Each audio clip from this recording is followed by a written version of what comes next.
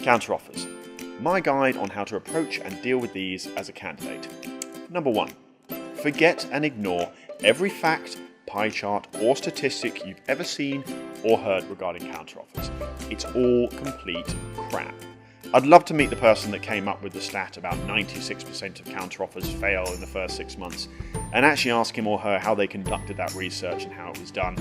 It's utter rubbish, and frankly bombarding you with negatives about why you shouldn't take a counteroffer is a ridiculous and failed concept, and often an act of desperation by a recruiter or client.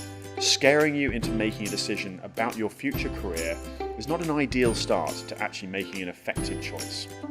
Number 2, if you're sitting in the room and you're actually hearing your current company out, it means you're not really fully adverse to staying put. A poorly managed recruitment process leads to surprise counteroffers and disappointed parties. The concept of the counter should have been discussed at length on multiple occasions prior to the resignation. You're either going to that room for a 2-minute conversation, kind, courteous and thankful, and leaving a letter on the desk with your resignation in it, or you're going in for a frank and open conversation about what they can do to make you stay. Ideally, a good recruiter would have advised you against progressing to offer if the counter is truly a realistic proposition. Don't kid yourself, this isn't about flattery or boosting your ego or this whole concept of showing courtesy to your employer. There's no such thing as loyalty here. If you've resigned and haven't actually shut the door on them, you're going into that room, you need to be clear and concise about what it is you want. This is a negotiation. What a promotion are you looking for? What salary? What sort of guarantees do you need in place to make this work? Number 3, think about the genuine merits of the counter versus the merits of the current offer you have on the table from an external employer. Is the counter offer both a financial step forward and a promotion? Is it a genuine step in the right direction for your career? Does the counter address both your short and long-term career aspirations? Think about things like skills development. Will it present you with new challenges? And does it fundamentally stretch and excite you? Does it get you out of bed in the morning? Think beyond financial gain. The counter needs to literally be something you turn around to me and say, I couldn't simply turn this down. This was a life-changing opportunity, a game changer. Don't let too many cooks spoil the broth on making this decision. I've seen people go to countless parties, parents, grandparents, in-laws, ex-girlfriends, boyfriends, ex-managers, often looking for opinions that validate their own. Don't confuse yourself. You're the only one doing your job. You're the only one coming at it from a place of knowledge. Number 4, be selfish about your career choices. You are more than likely going to upset someone during this process, whether you like it or not. Deal with it and make the right decision that's right for you.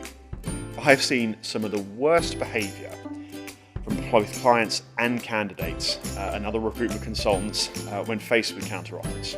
I've seen threats to people's future. I've seen threats of failure. I've even seen a client turn around and say to me, this person will never work in this industry again.